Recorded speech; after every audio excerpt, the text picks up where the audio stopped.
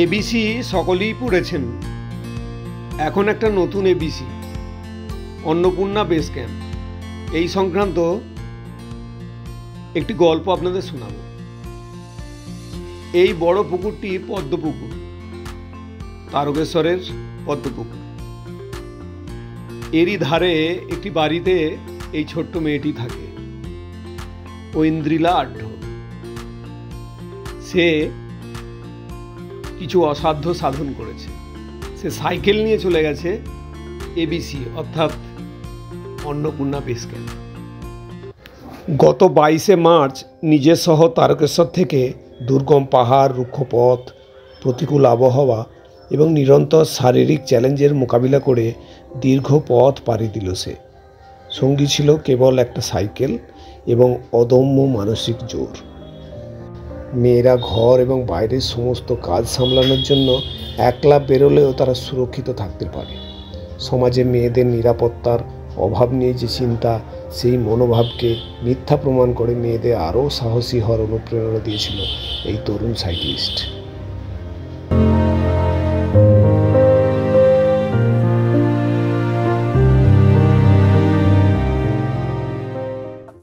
এই পদ্মপুকুরের পাড়েই আজকে আমাদের সাক্ষাৎকার।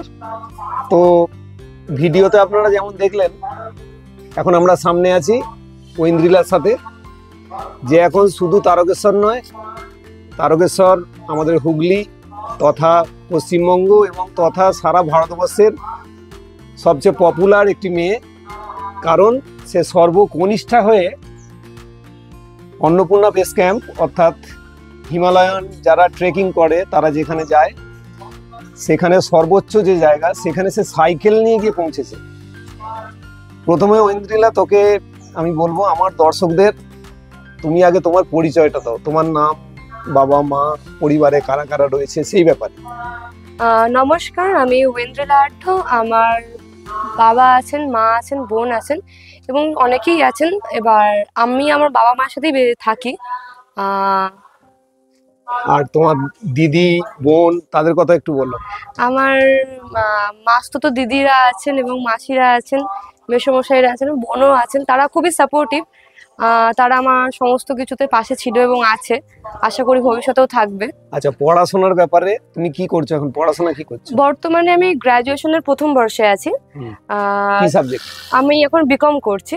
আচ্ছা, তো এটাই এখন আমার। তার মধ্যে ফেভারিট সাবজেক্ট কি? Favourite subject financial accounting. বাহ। এখন ওর সঙ্গে কি কম্পিউটারাইজড কোর্সগুলো সব রয়েছে? না, কম্পিউটারটা এখন নেই। কম্পিউটার দ্বিতীয় বর্ষে আছে, এখন নেই। মানে আলাদা করে করছিস? হ্যাঁ, ওটা আলাদা করেই দেয়া থাকে। এটা এডুকেশন ডিপার্টমেন্ট থেকে এটা সিস্টেমাইজ করা আছে। আচ্ছা, এবার বল যে তোর বয়সী যেসব মেয়েরা, তারা তো পড়াশোনা এবং তার সাথে সাথে এক্সট্রা কারিকুলাম, কেউ ডান্স করছে, কেউ গান গাইছে, তো তোর এই সাইকেলের প্রতি ইন্টারেস্ট কিভাবে এলো? সাইকেলের প্রতি ইন্টারেস্টটা অনেক ছোটবেলা থেকেই। 2019-20 সাল থেকেই আমার সাইকেলের প্রতি টানটা একটু বেশি বাড়ে। এমনি তো ছোটবেলা থেকে ক্লাস 4-5 থেকেই সাইকেল চালানো শিখে গিয়েছিলাম। তো তখন এমনি এদিক ওদিক যেতাম। তো তারপরে যখন জিনিসটাকে খুব ভালো লাগলো এই কারণে, কারণ যে সবুজ জিনিসটা মানে নেচার, প্রকৃতি, এই ব্যাপারটা, পরিবেশটা আমাকে খুব বেশি টানতো। মানে আমি দেখতে খুব পছন্দ করি, মানে তাদের সাথে দেখে অনুভব করাটা আমার এক্সপ্লোর, হ্যাঁ একদম এক্সপ্লোর এবং দেখাটা আমার খুব পছন্দের। যার জন্য আমি সাইকেলিংটাকেই বেছে নিলাম। সাইকেলিং এর মাধ্যমে আমি প্রকৃতির কাছে আরো বেশি চলে যেতে পারি। তুই পড়াশোনা করতিস, সেখানে সাইকেল নিয়ে এদিক ওদিক যাতায়াত করতিস, বাজার করতিস। হ্যাঁ। এইবার তার সাথে সাথে প্রকৃতি দেখার একটা নেশা ওর সাথে অ্যাড হয়ে সেটা হয়ে গেল তোর সাইক্লিং এবং তার সাথে এক্সপ্লোর। একদমই তাই। এইবার বল, তুই সাইক্লিং তো শুরু করলি, সেটা নিশ্চয়ই এমনি আমরা যে সাইকেল চাপি সেরকম না। না, সেটা হচ্ছে তার একটা টার্গেট থাকে, তার একটা গতিবেগ থাকে। তো সেই ব্যাপারে ট্রেনিং কার সঙ্গে নিয়েছিস? ট্রেনিং বলতে সেরকম ভাবে ট্রেনিং কিছু না, আমি কিছুই এই ব্যাপারে সেরকম জানতাম না। মানে কিভাবে একদিনে কত কিলোমিটার একটা মানুষ সাইকেল চালাতে পারে, বা কিভাবে কোথায় স্টে করতে হয়, কিভাবে কি করতে হয়, কিচ্ছু আমার জানা ছিল না। আমি প্রথমত ওই একটা ওই ভাঙাচোরা যেমন হয় ওই রকম লোহার সাইকেল নিয়ে বেরোতাম। তো বেরোতে সেইখান থেকে শুরু হয় আমার ইচ্ছা হয় যে আমি বেরোবো, মানে এর থেকেও বাইরে বেরোবো, দূরে যাবো। তো আমার হায়ার সেকেন্ডারি এক্সাম ছিল, তো ওটা কমপ্লিট করার দরুন আমার অনেকটা চাপ ছিল।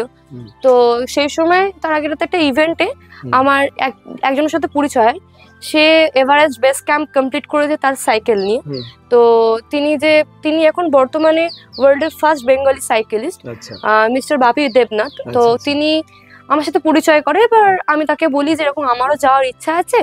তো তিনি আমাকে বলে আগে এইচএসটা কমপ্লিট কর, তারপরে তুই বেরোবি। আমি বললাম ঠিক আছে, আগে আমার পড়াশোনাটা দেখি। পড়াশোনাটা দেখার পর আমি মনে হলো যে না, এবার আমার বেরোনো দরকার। মানে উচ্চ মাধ্যমিক দেওয়ার পর একদম উচ্চ মাধ্যমিক দেওয়ার টাইম যেটা পেলে সেটাই। উচ্চ মাধ্যমিক দেওয়ার কিছুক্ষণ পরেই আমি দুদিনের মাথায় বেরিয়ে পড়ি। আমি তাকে জিজ্ঞাসা করেছিলাম যে আমাকে কিছু প্রশিক্ষণ নিতে হবে, মানে কিছু তো জানতে হবে। তো হ্যাঁ, ট্রেনিং, যেটা ট্রেনিং বলছো আর কি। তো সেটা আমাকেও তিনি বলে দেন যে কিছু ট্রেনিং নেওয়া দরকার নেই, তুই সামান্য কিছু ন্যূনতম টাকা যদি পারিস জোগাড় করে আমার সাথে চল। হ্যাঁ, তারপরে ওই প্র্যাকটিক্যালি যে বেরোনোটা, এবার সাইকেল যে কারণে চালাতে পারি, এবার উনি আমাকে গাইড করে করে করে কোন রুটে কিভাবে যেতে হবে, কোথায় কিভাবে নিজেকে, মানে রুট চার্ট, হ্যাঁ তিনি আমাকে সমস্তটা দেখিয়েছেন, মানে গাইডটা তিনিই করেছেন। ও সঙ্গে ছিল?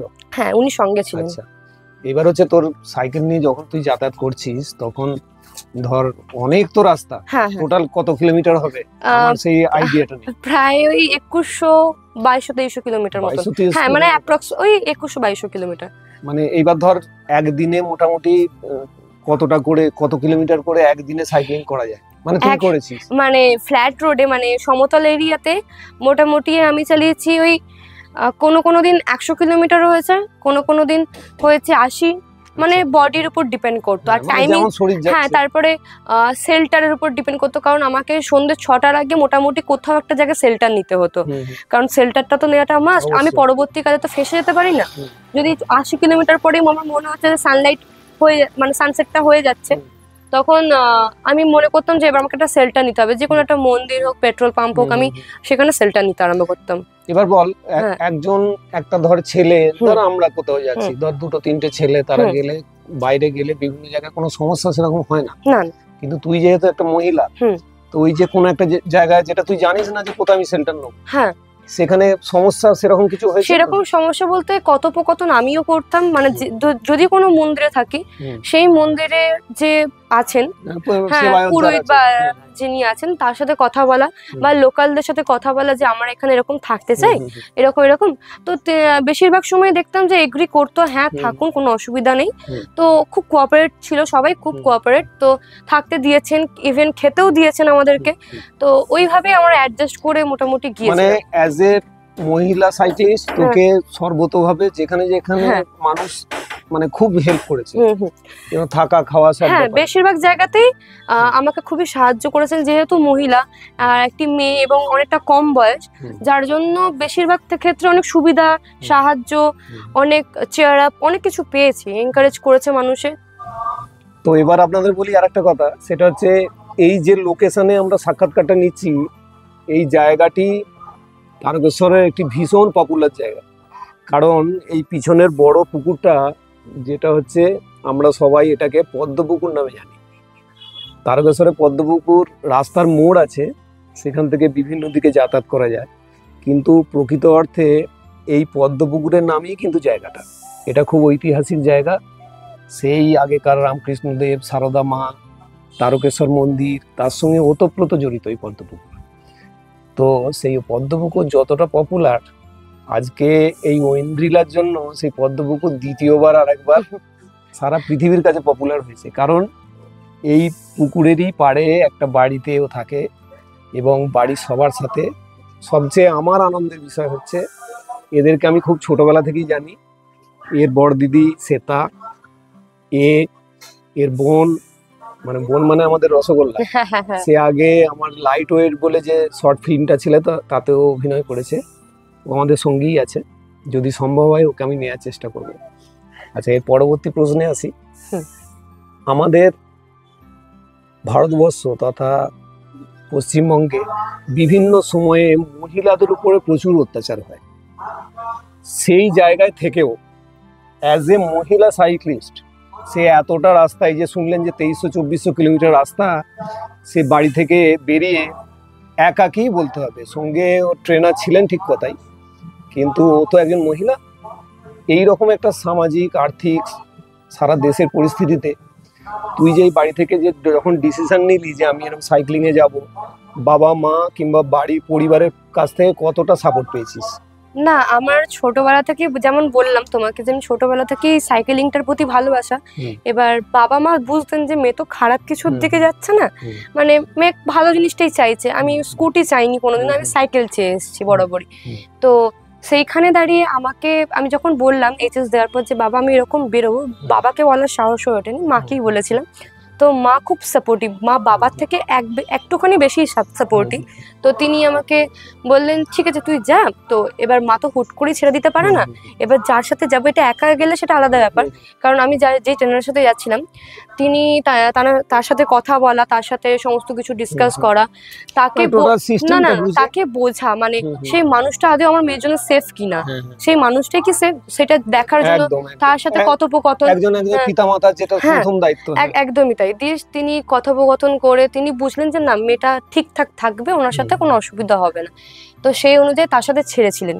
তো আমার মা বাবার এখানে মানে অনেক বড় একটা অবদান রয়েছে, অনেক বড় একটা হাত রয়েছে, মানে মেয়ের এগিয়ে যাওয়ার জন্য এইরকম একটা টাল বাহানার পরিস্থিতির মধ্যেও, কারণ ঠিক সেই সময়ই তার পরবর্তী কিছুদিন পরেই অভয়াকাণ্ড হয়। এবং আপনারা জেনে রাখুন সেই অভয়াকাণ্ডে তারকেশ্বরে যতটা রাত জাগার বিপ্লব হয়েছিল তার মধ্যে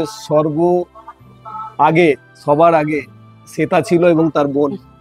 এর আমি ভিডিও আপনাদের দেখাতে পারি, সেখানে ও অটোতে বসে মাইক্রোফোন নিয়ে চিৎকার করছে মহিলাদের বিভিন্ন বিষয়, মহিলাদের বিভিন্ন দাবি দাওয়া, সেই সব বিষয়। এখন ওর মায়ের সাক্ষাৎকার আমি আগে দেখেছি, তাতে ওর মা এক জায়গায় বলছেন যে প্রত্যেকটা বাড়ির মেয়েকে তার বাবা মায়ের উচিত এইভাবেই বাইরে ছেড়ে দেওয়া, কারণ তারা যে এগিয়ে আসবে, সমস্ত পুরুষ মানুষরা সব কাজ করতে পারে, মেয়েরা কেন করবে? তো সেই কথাটি আমার খুব ভালো লাগে। এবার তোর কাছে আমার প্রশ্ন, ধর সমতল জায়গায় তো তুই সাইক্লিং করে গেলি, কারণ আমরা সমতল জায়গায় থাকি। এবার যখন পাহাড়ি অঞ্চলে যাচ্ছিস সেগুলো তুই কিন্তু তার আগেও ট্রেনিং নিসনি না। তো সেই জায়গাতে তোর ওই হাই অল্টিটিউডে সেখানে তোর কি কি সমস্যা হচ্ছিল? হাই অল্টিটিউডে তো অনেকটা এগিয়ে গেলাম। তার প্রথম থেকে একটু বলি, সেটা হচ্ছে যখন আমি প্রথম পাহাড়ে ঢুকি, পাহাড় সম্পর্কে কোনো আইডিয়া নেই কিরকম হতে পারে না হতে পারে।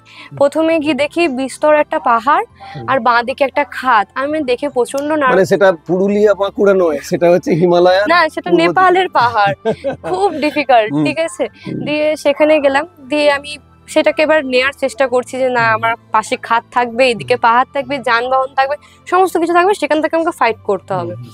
এবার যিনি গিয়েছিলেন তিনি তো কন্টিনিউয়াসলি আমাকে বলেই যাচ্ছেন যে চল কিছু হবে না, আমি আছি চল। ঠিক আছে, তিনি আমাকে দেখে দেখে দেখে দেখে গাইড করে করে নিয়ে গেল। আস্তে আস্তে আস্তে আস্তে আমি তো নর্মালি একটা পোখরা বলে যে মেন সিটি একটা নেপালের, সেখানে অব্দি আমাকে পৌঁছাতে পাহাড়ই লেগেছে। তো সেখানে অব্দি পৌঁছালাম, ওইখানে অব্দি নর্মালি যাত্রা ছিল, মানে খুব ডিফিকাল্টও না খুব ইজিও না, একটা নর্মাল যাত্রা ছিল। তো গিয়ে ওখানে যখন আমি পারমিট ইস্যু করলাম আমার জন্য, আমি যে কারণে ট্রেকে ঢুকবো, সেখানে সাইক্লিংটা একদমই অ্যালাউ নেই, নিজের জড়ি আর কি নিয়ে গেছি, মানে নেই, প্রোটোকলে নেই। আর মানে এটা মানে সমস্ত রেসপন্সিবিলিটি নিজের উপর, মানে আপনি যদি মারাও যান সেটা আপনার ব্যক্তিগত ব্যাপার, কেউ কোনো দায়ী নেবে না। মারা না ওখানে নিখোঁজই বেশিরভাগ হয়ে যায়। তো আমি সবটা জেনে শুনে গেলাম। তো ওখানে গিয়ে সমস্ত কিছু, এবার আমি ভীষণ প্যানিকড হয়ে গেছিলাম, কারণ অনেকে অনেক রকম মন্তব্য এখান থেকে ছুড়ে মেরেছিল, যার দরুন আমি একটু প্যানিক হয়ে গেছিলাম। ফোনে না আগে থেকে? না, ওটা আগে থেকে না, ওটা বাই ভিজুয়ালি। যখন ওখানে গেছিস তখন এখান থেকে বিভিন্ন তথ্য লোকে দিচ্ছে? না, তথ্য মিন্স ওইরকম না, মানে একটা মেয়ে একটা ছেলের সাথে গেলে যেরকম আর কি বার্তা হতে পারে। আচ্ছা, মানে তুই যেটা মিন করছিস যে একজন মহিলা একজন পুরুষের সঙ্গে ঘুরে বেড়াচ্ছে, সেটা আমাদের সামাজিক প্রেক্ষাপটে কি সেইটা? হ্যাঁ, একদমই তাই। সেটা শুধুমাত্র যে আমি টোটালি অসভ্যতা, এটা আমি এটা একদমই না।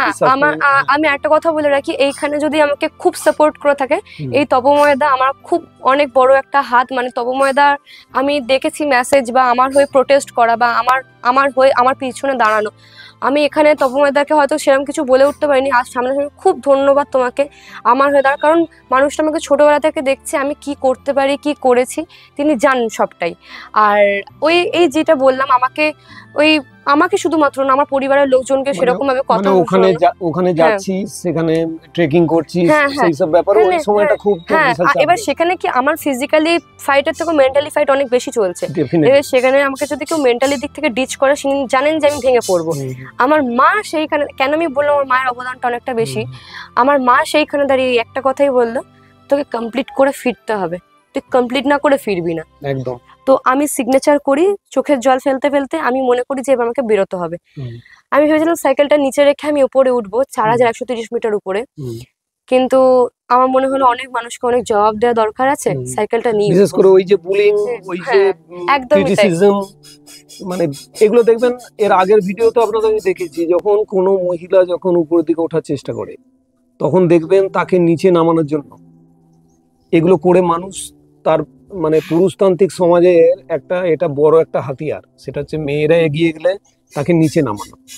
কিন্তু আমি সবসময় বলি যে মেয়েদের এগিয়ে আসা উচিত এবং এর জবাব এইভাবে কাজেই দেওয়া উচিত, কথায় না দিয়ে কাজে দেওয়া উচিত। কারণ অনেকটা সময় আমি দেখেছি, মানে আমি যখন লো ছিলাম তখন আমাকে কেউ পুছতো না, এখন যখন কিছুটা আমি অর্জন করতে পেরেছি লোকের অনেক বেশি হিংসা বেড়ে গিয়েছে, ঈর্ষা করে। তো এই জিনিসগুলো তো ঠিক না, আমি তো অনেক কষ্ট করে জিনিসটা পেয়েছি। এবং এটার মধ্যে মানে টোটালি নিজের অ্যাডভেঞ্চার সবচেয়ে বড় ব্যাপার। হ্যাঁ, আমার নিজের স্যাটিসফ্যাকশন। মানুষের যেমন নিজের কথা বলার সম্পূর্ণ অধিকার আছে, তেমন মানুষ কিভাবে নিজের জীবনযাপন করবে সেটারও সম্পূর্ণ অধিকার আছে। একদমই তাই। তো ও চায় সাইক্লিং করবে, ও চায় পরিবেশটাকে বুঝবে, ও চায় পরিবেশের সাথে নিজেকে রিলেট করবে, এর মধ্যে মহিলা হওয়ার কোনো সম্পর্ক নেই। একদমই তাই। তো একদম ঠিকই বলেছিস।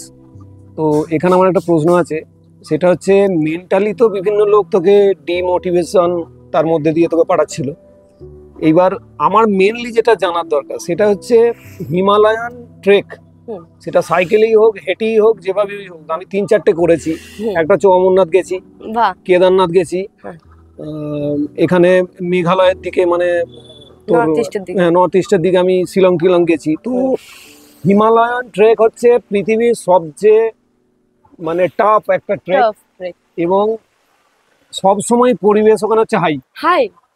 তো সেখানে আমি তোকে জানতে চাইছি যে যেহেতু আমরা সমতলের লোক, আমরা পাহাড়ি অঞ্চলে 5 পা হাঁটতে গেলে আমাদের নিঃশ্বাস প্রশ্বাসের অসুবিধা হয়, তুই আবার তার সঙ্গে করছিস কি সাইকেল চালাচ্ছিস, তাহলে তোর সেই ডবল একটা এফর্ট সেখানে দিতে হচ্ছে। তো আমার প্রশ্নটা হচ্ছে শরীরটা তোর সঙ্গে কিরম ভাবে রিলেট করছিল? শরীর রিলেটটা হচ্ছে, শরীর যতটা রিলেট করছিলাম আমি আমার মাইন্ড আর মনের সাথে খুব বেশি কম্প্যাক্ট ছিলাম, যে না মানে আমার শরীর গিভ আপ করে দিচ্ছিল, কিন্তু আমার মাইন্ড আর বলছিল না যে গিভ আপ করি, কারণ আমাকে কিলোমিটার কমপ্লিট করতে হবে। আর ওখানে তো কিলোমিটার মানে পুরোটাই স্টেপস, মানে সমস্তটা সিঁড়ি দিয়ে তুলতে হবে। আর প্রত্যেক দিন তখন সাইকেল তোর ঘাড়ে, সাইকেল আমার ঘাড়ে মিন্স আমি হোল্ড ক্যারি জাস্ট এইভাবে, আমি তো চাগাতার পাচ্ছি না 27 কিলো সাইকেলটা, চাকি জাস্ট এইভাবে তুলে। ওটা কি মডেলের সাইকেল? ওটা হচ্ছে রোড বাইক, ওটা হচ্ছে একটি কোম্পানির রোড বাইক, এবং আমি রোড বাইক ইউজ করছিলাম। তো ওখানকার লোকেরা নেপালে যারা আছেন তারা হচ্ছে মানে রোড বাইক গিয়ার আছে, but road bike means wheel গুলো খুব সরু হয়। হ্যাঁ, আর ওনারা আমাকে বলছে রোড বাইক নিয়ে মাউন্টেন বাইক দরকার, সেখানে রোড বাইক আছে, কি আর করা যাবে। যেটা রোড বাইকের সঙ্গে মাউন্টেন বাইকের কি পার্থক্য? মাউন্টেন বাইক হচ্ছে মানে কোনো ভাঙাচোরা রাস্তা বা কোনো চাকাগুলো একটু হেভি হয়, আর গ্রিপ খুব ভালো থাকে, মানে ওরা কি মানে ওটা খুব স্কিপ করে না। আর রোড বাইক খুব ফ্লুয়েন্ট রাস্তায় খুব ফ্লুয়েন্ট ছোটে, মানে রোড বাইকে কেউ ধরতে পারবে না। আমি জন্য খুব ফ্ল্যাট রাস্তায় খুব ভালো মুভ করি, কোনো অসুবিধা হয় না। কিন্তু আমার রোড বাইক বেশি ওয়েট নিতে পারবে না, ওটা হাইব্রিড বা মাউন্টেন বাইক নিতে পারবে, খুব ওয়েট নিতে পারবে, মানে পারিপার্শ্বিক সব সামান যেগুলো থাকে। মানে আমি তো রান্না বান্না তো আমরা সব নিজেরাই করে খেতাম আর কি, মানে ওখানকার প্রচুর দাম। তুই ওখানে যতটা যাতায়াত করেছিস সেখানে বিভিন্ন জায়গায় খাওয়া দাওয়া সব সিস্টেম গাড়ির মধ্যেই সব ছিল? হ্যাঁ, আমি খাওয়া দাওয়ার সিস্টেম বলতে সয়াবিন, চাল, ডাল, নুন, এগুলো এগুলো তো সমস্ত ছিল। আর ওভেন ছিল, মানে গ্যাস ওভেন, ছোট যেই গ্লুটেন গ্যাস গুলো হয় সেগুলো সমস্ত কিছু ছিল। দিয়ে এইগুলো নিয়ে মোটামুটি যাত্রা করতাম। মানে সবসময় তো আমি আর খাবারের হোটেল খুঁজতে পারবো না, সবসময় মানে আর অত তো সব জায়গায় থাকেও না, অতটা টাকাও নিয়ে এমনি বেরোয়নি যে রাস্তার হ্যাঁ রাস্তার ধারে। হ্যাঁ হ্যাঁ, এখানে একটা কথা, হ্যাঁ সেটা হচ্ছে যখন আমি কাশ্মীর কিংবা ওইসব জায়গায় গেছি, তখন দেখবেন যেখানে ট্রাভেলাররা যাতায়াত করে সেখানে আপনি 1 কিলোমিটারের মধ্যে 10টা ধাবা পেয়ে যাবেন। হুম হুম হুম, কিন্তু এই ট্রেকিং যেখানে হয় সেখানে কিন্তু প্রায় 15 কিলোমিটার, 8 কিলোমিটার এরকম দূরে দূরে। তো আমি তো তাজ্জব হয়ে যাচ্ছি তোর সাহস দেখে, যে তুই এরকম একটা বয়সে তুই সেখানেতে শুধু ট্রেকিং করছিস না, ওই তুই সাইকেল প্রথমে তুই নিজে মাইন্ডের সঙ্গে খেলা করছিস, একদম তাই। দ্বিতীয় হচ্ছে তোর শারীরিক কসরত, হুম। তৃতীয়ত তুই একটা গোটা সংসার চালাচ্ছিস সেখানে, মানে সমস্ত মালপত্র সমস্ত নিয়ে গিয়ে কিছু। রান্না। এখন তার মানে যা রান্না শিখেছিস বাড়ি রান্না বান্না কমপ্লিট করতে পারবি? না না সেরকম কিছু না, টুকটাক পারি, আর টুকটাক মানে একদমই টুকটাক। এইবার আমি মেন ফেজে আছি, সেটা হচ্ছে যখন তুই নেপাল পার হয়ে অন্নপূর্ণা বেস ক্যাম্পে পৌঁছালি, হ্যাঁ তখন ওখানে যাওয়ার সঙ্গে সঙ্গে তোর যে এই জার্নিটা যে ওখানে কমপ্লিট হলো, হুম মানে ওখানে পৌঁছালি, হুম। তখন তোর মনের মধ্যে কি চলছিল সেইটা আমার জানার খুব ইচ্ছা। জার্নিটায় যখন পৌঁছলাম তখন আমার মনের মধ্যে বিশেষভাবে খুব আনন্দ হচ্ছিল, কারণ আমি এটা কমপ্লিট করে ফেলতে পেরেছি। এবার আমার ওখানে হয়ে গেছিল শরীর খারাপ, কারণ আমার তখন ডায়রিয়া হয়ে গিয়েছিল, যেটা হাই অ্যালটিটিউড সিকনেস। হ্যাঁ সমস্ত কিছু হচ্ছিল, যেমন বমি হয়ে থাকে, লুজ মোশন হয়ে থাকে, আমার সমস্ত কিছু হচ্ছিল। আর অনেক জল বেশি খাওয়ার জন্য হতে পারে। জল খাওয়ার জন্য, কিন্তু হাই অ্যালটিটিউড সিকনেসই তুই কি ওটা। তুই কি ওখানে লোকাল জল খাচ্ছিলি না নিজে কিনে না না খাচ্ছিলি? লোকাল জল, আমি পাহাড়ের জল ধরে খাচ্ছিলাম। ওইটাই হুম এখানে একটা সবাইকে বলে রাখি, হুম যে যে জায়গায় থাকে সেখানকার পরিবেশের জল তার শরীরে শুট করে যায়। হুম যখনই আপনি কোথাও বেড়াতে যাবেন কিংবা অন্য কোথাও যাবেন, তখন সবচেয়ে সেফ হচ্ছে আপনি যে কোনো ব্র্যান্ডের, আমি কোনো ব্র্যান্ডের নাম করতে চাই না, তার রিফাইন্ড যে ওয়াটার পাওয়া যায়, কিনে খায় যে জল, সেই জল খাবেন অবশ্যই। আর প্রকৃতির সঙ্গে রিলেট করতে করতে আমরা সবাই মনে করি যে আমি পাহাড়ি অঞ্চলে এসেছি বরফ গলা জল খাবো, কারণ না, না, এখানে সব একদম। ফ্রেশ। মোটেই তা না। একদমই তা না, আমি নিয়ে পেয়েছিলাম ওই 7,000 টাকার মতন। এবার এখান থেকে যাত্রা করতে করতে সমস্তটাই আর কি শেষ হয়ে গিয়েছিল। এবার সেইখানে দাঁড়িয়ে আমার পক্ষে সম্ভব না যে 1 লিটারের বোতল একটা 400 টাকা দিয়ে কিনে, আরে বাবা, হ্যাঁ 400 টাকার দাম একটা 1 লিটারের জলের বোতল, সেটা কিনে খাওয়া। মানে তুই তুই এই ট্রেকটা গেছিস বাড়ি থেকে 7,000 টাকা নিজের পকেটে নিয়ে? তোকে আমার নমস্কার ভাই, তোকে ভাই আমার নমস্কার। 7,000 টাকা, 7,000 8,000 টাকা মতন নিয়ে গেছিলাম। এবার ওখানে গিয়ে যখন তোর ধর অর্থ কষ্ট চলছে, অর্থ কষ্ট প্রচন্ড হয়েছে, প্রচন্ড। তখন এখান থেকে কিছু সাপোর্ট পরে পাঠাতে হয়েছে না? না, এটা ওতেই complete করেছিস? এটা বাবা বলেছে যে আমি কিছু পাঠাবো, এবার ওখানে তো এখানকার সিম চলবে না, হুম। এবার কোনো পক্ষেই পসিবল না আমাকে যে টাকাটা পাঠানো। মানে ভায়া ফোন পে ওইভাবে কোনোভাবে যাবে না? হয়তো হবে, কিন্তু ওটার জন্য অনেক ছোটাছুটি করতে হবে, সেটার সময় আমার কাছে নেই। হুম। আর আমি যখন বাবা বুঝতে পারছি আমার খাওয়ার কষ্ট হচ্ছে, হুম। কারণ আমি একটা 10 টাকার বিস্কিটের প্যাকেট 100 টাকা দিয়ে কিনে খাচ্ছিলাম। এবার এই 100 টাকা বিস্কুটের প্যাকেটটা 24 ঘন্টা খেতে থাকতাম, মানে আজ আমি যদি এখন খাই পরের দিন এরকম টাইমে খাবো। তো এটা কন্টিনিউ চলছে 10-12 দিন। তো যখন আমি প্রথম ওয়ার্ল্ড রেকর্ডটা করি, মাউন্ট মাচাপুচরে ওয়ার্ল্ড রেকর্ড, তখন যখন ওটা হয়, মানে বেস ক্যাম্প যখন উঠি ওখানে, তো ওখানে একজন আমেরিকান, মানে উনি ইন্ডিয়ান কিন্তু উনি কর্মসূত্রে আমেরিকাতে থাকেন, তার সাথে আমার আলাপ হয়, কথা হয়। তো তিনি আমাকে এবং যিনি আমার সাথে ছিলেন তাকে একটা নোট দেয়, তো বলে এটা তোমাদের জন্য রেখো, তো তোমরা দেখো। এবার গিফট, মানে ভালোবেসে, মানে বুঝলো যে আমাদের কাছে টাকা পয়সা নেই, কারণ আমাদের কাছে নেই, ওরা বুঝতে পারছে খেতে কিছু পারছি না, দাঁড়িয়ে আছি। তো ওনারা বলে যে এটা তোমার কাছে রেখো, বলে দিল। এবার সঙ্গে সঙ্গে তো খুলতে পারি না, ওপেন করতে পারি না। ওনারা বেরিয়ে গেল, গুড উইশেস দিয়ে বেরিয়ে গেল। তার মধ্যে আমরা যখন খুলে দেখছি $100। $100 মিন্স আমাদের বর্তমানে 87 টাকা। না, $100 মিন্স আমাদের ভারতীয় টাকায় ভারতীয় 83-84 টাকা। না, এখানে হচ্ছে 11,000 টাকা। না, $1 হচ্ছে আমাদের ভারতীয় টাকা, $1 মানে 83-84 টাকা। 83-84 টাকা, হ্যাঁ, কিন্তু বোধহয় 87 টাকা। হ্যাঁ, কিন্তু ওটা $100 মিন। হ্যাঁ, একদম একদম। এখানে 11,000 সামথিং 400 না 600 টাকা। কিন্তু ওই ইন্ডিয়ান এই নেপালি কারেন্সিতে ছিল ওটা 13,000 টাকা। হ্যাঁ, ওখানে একটু বেড়ে যাবে, একটু বেড়ে যাবে। তো 13,000 টাকা যখন আমি দেখছি যে সচ্ছল 13,000 টাকা। সেই ভদ্রলোকের নাম কি? সেই ভদ্রলোকের নামটাই আমি ভুলে গিয়েছি। স্যালুট আপনাকে। দিয়ে তিনি দেয়াতে, পাশ্চাত্য দেশের সবকিছু কালচার হ্যাঁ খারাপ, আমাদের ভারতবর্ষের সব কালচার ভালো। এই ক্ষেত্রে আমি বলতে পারি আপনাদের এই যে ব্যাপারটি শুনলেন, আমাদের ভারতীয়, এই যে কিছুক্ষণ আগেই শুনছিলেন যে আমাদের লোকাল লোক তারা চিন্তা ভাবনা করছে কি মেয়েটা একা বেরিয়ে গেল, তাহলে ওর চারিত্রিক দোষ আছে। একজন পাশ্চাত্য দেশের লোক, তাদেরকে আমরা সবসময় মিলেচ্ছ বলে জানি, তাদেরকে আমরা ছোট ভাবি, তাদের ক্যারেক্টার ঠিক থাকে না, এইসব বলে থাকি। সে একটা ছোট্ট মেয়ে যে অর্থ কষ্টে ভুগছে, তাকে একটা $100 একটা নোট তাকে হাতে দিয়ে তাকে সম্মান জানিয়ে গেল। কি বলবেন, পাশ্চাত্য দেশ, ভারতবর্ষ কোন দেশ মহান? চলুন তারপর আমাকে এরকম দেয়াতে এবার আমরা তখন ভাবলাম যে না, আমরা বলতে ভাত খাওয়া যাক, কারণ আমি 12 দিন মতন ভাত খাইনি। তো ভাত খাওয়া যাক, ভাত খেলাম। তো ভাতটা খাওয়ার পরে আর কি শরীরটা আরো খারাপ হতে লাগলো। তো আমি সেদিনকে আর যেতে পারিনি তার পরের দিনকে, কারণ ওখানে হাই অ্যালটিটিউডে একটা ব্যাপার আছে, সেটা হচ্ছে দুপুর 2টোর পর ক্লাইমেট পুরো চেঞ্জ করে দেয়। যেরকমই রোদ থাকুক না কেন, 2টোর পর ঠান্ডা হতে আরম্ভ হয়, 2টোর পর বৃষ্টি হয় প্রচন্ড, তারপর ঠান্ডাটা পড়ে যায়, বৃষ্টি হয়। তো আমরা শেল্টার নিয়েছিলাম, আমরা যাইনি। পরের দিন সকালবেলা যাই, গিয়ে অন্নপূর্ণা বেস ক্যাম্পে উঠি। কারণ আমি ওই ভিডিওটা দেখেছি, তুই যখন সাইকেল নিয়ে ওই জায়গাটা যাচ্ছিস, পিছনটা পুরো সাদা, মানে বরফ পড়ে একদম কি সুন্দর একটা পরিবেশ। আমি তো এখানে আমার, যেহেতু আমি পাহাড়ি জায়গায় ঘুরতে খুব পছন্দ করি, প্রতি বছরই যাই, তো ও ওখানে বেড়াচ্ছে, আমি কিন্তু ওর ভিডিও বাড়িতে বসে দেখছি, আমি কিন্তু ওর সঙ্গে রিলেট করতে পারছি সেই সময়টা, আনন্দটা। মানে উঠলাম যখন, এবার অনেকে হেঁটে উঠছে, এবার আমার সাইকেল নিয়ে ওঠাটা, যারা সব ফরেনার আছে, যারা আরো পাশাপাশি থাকে, তারা সবাই আমাদের দেখে তো পুরো অবাক যে বাইক কি করে এখানে বাইকটা কিভাবে এলো, মানে প্রায় 7,000 এবং পারমিশনসও নেই, না নেই, মানে তুই বলে শুধু পেরেছিস 6-7,000। কিন্তু এখানে সবথেকে বড় কথা যদি বলি, এক একটা এমন ফেজ এসছে, মানে অনেক গ্লেশিয়ার পড়ে আছে। এবার তার আগে একটা অ্যাভালাঞ্চ হয়েছিল, যেখানে আমি পরবর্তীতে জানতে পারি যে একটা চীনাদের লোক ওখানে ঢুকে মারা যায়, তার উপরে গ্লেশিয়ার চলে আসে, তার বডির উপর দিয়ে আমরা হেঁটে হেঁটে যাচ্ছি সাইকেল নিয়ে।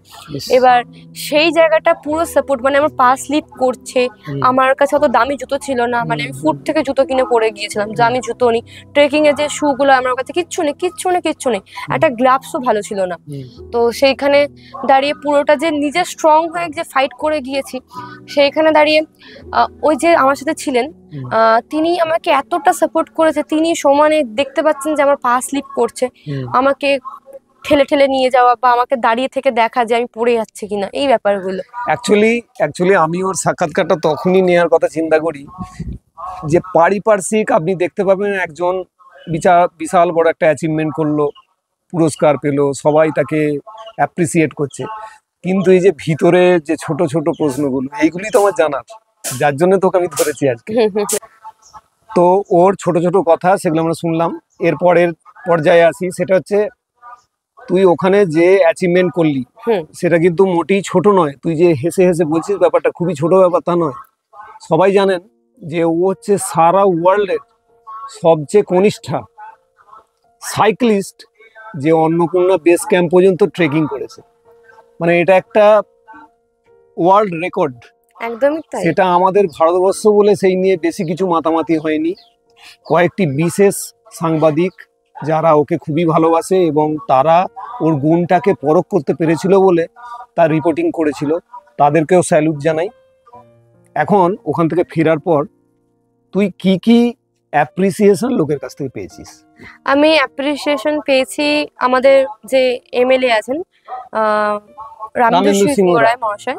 তো তিনি আমাকে সম্বর্ধনা দিয়েছেন, তিনি দিয়েছেন, এবং আমাদের তারকেশ্বর থানা থেকে একটা অ্যাপ্রিসিয়েশন লেটার আমি পেয়েছি। এবং আমার ওখান থেকে নেপাল থেকে যে হাই মাউন্টেনিং ক্লাব, যিনি আমাকে প্রচন্ড সাপোর্ট করেছেন, মানে একটা মাউন্টেনিং ক্লাব যিনি ট্রেকিং এর জন্য ভীষণ বিখ্যাত, সেইখান থেকে আমার একটা সার্টিফিকেট লঞ্চ হয়, সেই সার্টিফিকেট আমাকে দেওয়া হয়। ওটা ওখানেই হাতে দিয়েছিল না? ওইখানে আমাকে ওটা, আমি সার্টিফিকেটটা নেওয়ার, শুধুমাত্র সার্টিফিকেট নেওয়ার জন্য আমি চলে আসতাম অনেকদিন আগে, কিন্তু শুধুমাত্র সার্টিফিকেটের জন্য আমি আবারও কাঠমান্ডু যাই, কাঠমান্ডু ঘুরি, আমি কাঠমান্ডু সাইকেল নিয়ে যাই, বেরিয়ে এসে ট্রেক থেকে বেরিয়েছে পোখরা থেকে আবার কাঠমান্ডু থেকে আবার পোখরা থেকে তারপর আমি বেরিয়ে আসি নেপাল থেকে। তো ওই কাঠমান্ডু যাওয়ার দরুন হচ্ছে আমরা সার্টিফিকেটটা পাওয়া। তো ওই সার্টিফিকেট পেয়েছি এবং অ্যাপ্রিসিয়েশন বিভিন্ন সাংবাদিক, যেরকম বললে, খুব সাপোর্ট পেয়েছি আমি সাংবাদিকের কাছ থেকে, মানে এখানকার যে লোকাল সাংবাদিক আছে তারা, হ্যাঁ, এবং কিছু বিশিষ্ট সাংবাদিক, মানে খুব মানে ন্যাশনালি যারা করে আর কি সাংবাদিকতা, তাদের কাছ থেকে আমি অনেক সাপোর্ট পেয়েছি। বিভিন্ন প্রিন্ট মিডিয়া থেকে আমাকে ভীষণ সাপোর্ট করেছে, এবং অল ইন্ডিয়া আকাশবাণী রেডিও, সেখানে আচ্ছা। আমার ইন্টারভিউ নেওয়া হয়েছে, যেটা আমি কোনোদিনও স্বপ্নেই ভাবিনি। সেখানে আমার যাওয়া হয়েছে, সেখানকার লোকেদের সাথে আমার কথাবার্তা, তারা খুব ভালোভাবে আমাকে এনকারেজ করেছে, তো এটাই আমার পাওয়া।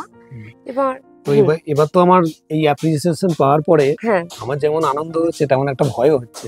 সেটা হচ্ছে এই অ্যাপ্রিসিয়েশন পেয়ে আবার কোন দিন না হঠাৎ সকালে ঘুম থেকে উঠে 9টার সময় জানতে পারবো যে তুই বেরিয়ে গেছিস আফ্রিকা। না না, যাওয়ার তো অনেক জায়গায় ইচ্ছা আছে, সমস্ত মনের মধ্যে স্বপ্ন কোথায় আছে? হ্যাঁ। সাইকেল নিয়ে তুই আবার ভাববি না তো যে নরওয়ে যাবো? দেখো, যাওয়ার অনেক জায়গায় ইচ্ছা আছে, কিন্তু এখন সবটা হচ্ছে আর্থিক এবং মানসিক প্রিপারেশন নেওয়া।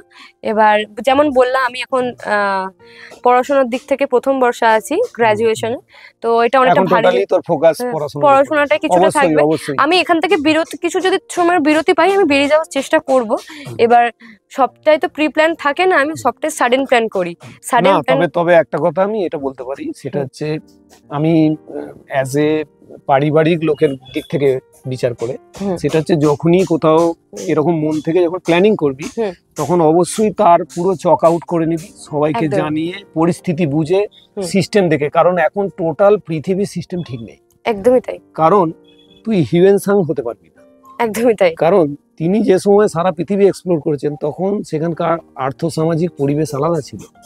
কিন্তু এখন তোকে অনেক কিছু, মানে অনেক কিছু। রাস্তাঘাট, পরিবেশ, জিপিএস, অর্থকড়ি, সমস্ত দিক থেকে, কারণ শরীরটা হচ্ছে শরীর এবং তার বিশাল দাম। অনেক দাম, তুমি যদি বেঁচে থাকো সারা পৃথিবী তুমি সারা জীবন এক্সপ্লোর করতে পারবে। একদমই তাই। অবশ্যই ওটা আমার দিক থেকে এটাই তোকে। এখন সর্বশেষে এই সাক্ষাৎকারে আমি ওর কাছে দুটো প্রশ্ন করব। প্রথম প্রশ্ন হচ্ছে, যারা তোর পরবর্তী, যারা সাইক্লিং করে এবং যাদের মনের মধ্যে ওই এক্সপ্লোর ব্যাপারটা রয়েছে, তাদেরকে তুই কি বলবি, কি করলে তারা এই স্বপ্নকে সফল করতে পারবে? স্বপ্নকে সফল করতে পারবে, স্বপ্নকে সফল করতে একমাত্র নিজেরাই পারবে, কেউ এসে স্বপ্ন সফল করে দিয়ে যাবে না। কারণ নিজেরটা সবসময় নিজেকেই বুঝে নিতে হয়, এখানকার ছোটবেলা থেকে সেটাই বুঝিয়ে এসছে, আর মা বাবাও সেটাই দেখিয়ে এসছে যে নিজেরটা নিজেকে করে নিতে হবে, ক্ষুদ্রতম কাজ থেকেও। তো এখানে ব্যাপারটা হচ্ছে, যারা ভাবছে বেরোবো তাদের বেরিয়ে পড়া উচিত। কারণ যদি আমি মনে করি যে ওই মাসে বেরোবো, ওই দিন বেরোবো, তাহলে এই বেরোনোটা বেরোনোই হয়ে থাকবে, আর বেরোনোটা ওইটাই স্বপ্ন হয়ে থাকবে। ওটাই স্বপ্ন হয়ে থাকবে। এক্স্যাক্টলি, মানে বেরোনোটা উচিত, মানে প্রত্যেকটা মানুষের এক্সপ্লোর করা, মানে আমি মনে করি এই পৃথিবীর থেকে সুন্দরতম জিনিস আর কিচ্ছু নেই। মানে এত সুন্দর, আর সব থেকে বড় কথা, ভগবান চোখ দিয়েছে, খুলে দেখে নাও। মানে আমি তো ইভেন আমি গিয়েছি, সব থেকে হাস্যকর ব্যাপার হচ্ছে আমার কাছে সেরকম কোনো ভালো ফটোই নেই। মানে আমাকে মানে না আছে, মানে উনি তুলতে চাইছেন, কিন্তু আমি দাঁড়া পরে তুলবো, আমি আগে নিজে দেখি। মানে আমার ব্যাপারটা কি, আগে আমি নিজে দেখবো, মানে নিজে দেখার পর তারপর লোককে দেখাই।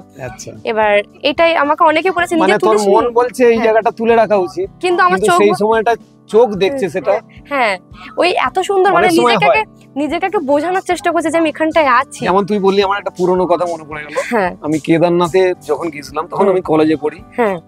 ভোরবেলা উঠি, সমস্ত মানুষ যেমন বিরাট কোহলি 6 মারলে যেমন চিৎকার করে ওঠে, তখন ভোরবেলা ওরকম একটা চিৎকার এলো। এবার ওখানে কি বলতো, সবসময় যেমন অ্যাভালাঞ্চের কথা বললি, ওরকম একটা ভয় থাকে। আমরা সব বাইরে বেরিয়ে এলাম, বেরিয়ে এসে দেখি পার্শ্ববর্তী পর্বতগুলোর মাথা সূর্যের আলোতে পুরো গোল্ডেন লাল হয়ে আছে। সেইটা দেখে সমস্ত লোক চিৎকার করছে। মানে একে তো মহাদেব শিবের মানে সবাই গান গাইছে, তো ন্যাচারালি এখনকার মতো তো এত হাই ফাই সব ক্যামেরা উৎপন্ন হয়নি। তখন আমার পকেটে ছিল একটা KB10 কোডাকের ক্যামেরা, রিল ক্যামেরা। আমি ছবি তুলেছি। বাড়িতে এসে যখন সেই ছবিকে যখন আমি ওয়াশ করছি, তখন সেই লালের কোনো আভা নেই। মানে সেইটা আমার সারা জীবন আমার দুঃখ থেকে গেল, যে আমি যদি ওইটাকে ক্যামেরা বন্দি না করে ভালো করে আরো খানিকক্ষণ চোখ দিয়ে দেখতাম। আজকে সেটা তোর কথা শুনে মনে হয়। হ্যাঁ, একদমই তাই। মানে নিজেকে আগে অনুভব করাতে হবে, এটাই হচ্ছে মেন। এবং সবার বেরোনো দরকার, কারণ বাইরের মানুষজন যেমন খারাপও আছে, অনেক মানুষ ভালোও আছে, তাদের সাথে ভালোভাবে ট্রিট করলে তারা ভালোভাবে ট্রিট করবে। বিশেষ করে পাহাড়ি অঞ্চলের লোকজন খুব ভালো, খুব একটা আমি খারাপ ব্যবহার পাইনি। হ্যাঁ, ওরা একটু ব্যবসাদার, কারণ তারা অনেক কষ্ট করে সমস্ত জিনিস, ওই যে একটা বিস্কুটের প্যাকেট 10 টাকার প্যাকেট 100 টাকা, এটা আমরা এখানকার লোকেরা মনে করি যে লোকজন হয়তো বেশি টাকা তুলে নিচ্ছে, কিন্তু একটু ভালো করে বিচার করলে ওরা অন্তত 15 দিন অন্তর উপর থেকে নিচে নেমে বাজার করতে আসে, আবার নিয়ে উঠে যায়। তাদের সবকিছু কস্ট বেশি, হ্যাঁ যার জন্য ওরা চড়িয়ে লোকের সঙ্গে দাম তো। একদমই তাই। কিন্তু সেসব দেখলেও হবে না, কিন্তু পাহাড়ের লোকেরা অনেক ভালো হ্যাঁ। এবং সবাই খুব কোঅপারেটিভ। সবার সাথে ভালো করে মিশলে তারাও ভালো করে মিশবে, এবং বাইরেটা ঘুরে দেখা দরকার। এই ঘরে বসে থেকে কোনো লাভ নেই। হলিউড বলিউডের অনেক ফিল্ম স্টার আছেন, তার মধ্যে আমাদের নাম মনে আছে নিশ্চয়ই, ড্যানি ডেঙ্গাজম্পা। তিনি কিন্তু ওখানের, ঠিক আছে, এবং তিনি যেভাবে হিন্দি সিনেমাকে ভীষণ ভালো মানুষ ছিলেন, ওরকম অনেকেই, অনেক নেপালি আমাদের বিভিন্ন পশ্চিমবঙ্গের বিভিন্ন জায়গায় তারা সিকিউরিটি গার্ডে কাজ করেন, অন্যান্য অফিসার হিসেবে কাজ করেন, ওনারা খুবই বিশ্বস্ত। আমার তোর কাছে শেষ প্রশ্ন, যে যারা ছোটরা তারা যদি তোকে বলে যে তুমি তো সব ঘুরে এসেছো, আমাদেরকে একটু শেখাও সাইক্লিং ওইসব, তুই কি এখন শেখানোর মতো পর্যায়ে, না নিজে এখনো শিখবি? শেখানো আমি পারবো, আমার কোনো অসুবিধা নেই, আমি গাইড করতে পারবো, কারণ অনেকটা দিনই তো বাইরে কাটিয়ে এসেছি। এবং মেয়েরা যদি আমার খুব ইচ্ছা এখান থেকে কিছু মেয়েদেরকে আমি নিয়ে বেরোবো, কারণ মেয়েদের তো বেরোনো দরকার। এবার প্রত্যেকটা মা বাবাই চায় এখন ডাক্তার ইঞ্জিনিয়ার কিছু হবে, তো এই সব জিনিস দেখলে তাদের বেশিরভাগ মানে করছে, পরের মেয়ে করছে, ঠিক আছে কোনো ব্যাপার না, কিন্তু আমার মা বাবার মতো থটস আনতে, মানে আমার মা বাবা যে হ্যাঁ কর, মানে ঠিক আছে, এই জিনিসটা আনতে এগিয়ে যাওয়া উচিত। এই জিনিসটা সবার ক্ষেত্রে আসবে না। কিছু মেয়েরা যদি এখান থেকে বেরোতে চায়, আমি তাদেরকে টেনে নেবো, অসুবিধা নেই, কোনো অসুবিধা নেই। তারা যদি আসতে চায়, মানে তাদেরকে তুই সাপোর্ট করবি এবং তাদেরকে শিক্ষাও দিবি। হ্যাঁ, আমি গাইড করব কোন দিক দিয়ে গেলে কি হবে না হবে, কোন, কারণ আমি তো কিছু একটা মানুষের থেকে জেনেছি, কিছুটা হলেও আমার কাছে জ্ঞান বুদ্ধি আছে, তো আমি পারবো। তাহলে আজকে এই ছোট্ট এপিসোডে ঐন্দ্রিলা, আমাদের ছোট্ট বোন, তার সব কথাগুলো শুনলেন। সবার কাছে অনুরোধ করব যে এই যে সবার মাঝে থেকেও হারিয়ে যাওয়া মানুষগুলো, কিংবা যে মানুষটা সবার মাঝে থেকেও এক্সট্রা অর্ডিনারি, তাদের কথা একটু মানুষের কাছে পৌঁছানোর জন্যই আমাদের এই সেলেব টক, এই পেজ এবং ইউটিউব চ্যানেল। সবাই এটা সাবস্ক্রাইব করবেন, অবশ্যই ভিডিওটা চারিদিকে শেয়ার করবেন, আর আপনার বাড়ির মেয়েকে জানান যে আপনার মেয়ে একলা নয়, যেমন ঐন্দ্রিলা আছে তেমন আমি আছি, তেমন আমাদের গোটা সমাজ আছে তাদেরকে এগিয়ে নিয়ে যাওয়ার জন্য। সবাইকে ধন্যবাদ, নমস্কার।